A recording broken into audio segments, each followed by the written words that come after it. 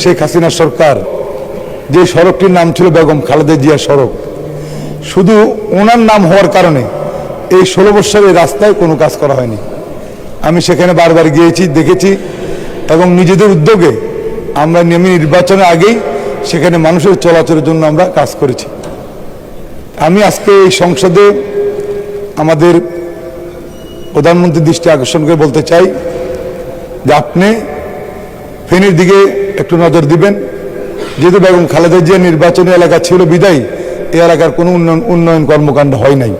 আমরা চাই যে বিগত 16 বছরে যে উন্নয়ন কর্মকাণ্ড থেকে ফেনীর মানুষ বঞ্চিত ছিলেন, ইনশাল্লাহ আগামী দিনে এই উন্নয়ন কাজগুলো করে আমরা ফেনীর মানুষকে যাতে যাতায়াতের সুব্যবস্থা করতে পারি, সেটা আমি আজকের এই সংসদের স্পিকারের মাধ্যমে আমি প্রধানমন্ত্রীর দৃষ্টি আকর্ষণ করছি।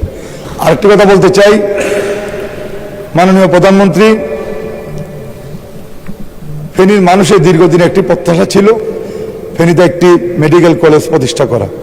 নির্বাচনের আগে মানুষ আপনার নিকট দাবি করেছিলেন, আপনি নিজেও সেদিন কথা দিয়েছিলেন যে আপনি নির্বাচিত হলে, আপনি প্রধানমন্ত্রী হলে ফেনীতে একটি মেডিকেল কলেজ আপনি প্রতিষ্ঠা করবেন। আমি আশা করছি যে আপনি অতি দ্রুত যাতে ফেনীতে একটি আমরা মেডিকেল কলেজ পাই সেই জন্য আপনি প্রয়োজনীয় ব্যবস্থা গ্রহণ করবেন। পাশাপাশি আরেকটি কথা বলতে চাই, এখানে ভূমিমন্ত্রীর দৃষ্টি আকর্ষণ করে বলতে চাই যে আজকে সারা বাংলাদেশের মানুষ যেই জমি, ফসলি জমি, সেখান থেকে মাটি কেটে বিক্রি করে আমাদের যে ফসল যাতে না হয় সেজন্য কিন্তু এই ফসলি জমিগুলোকে নষ্ট করছে।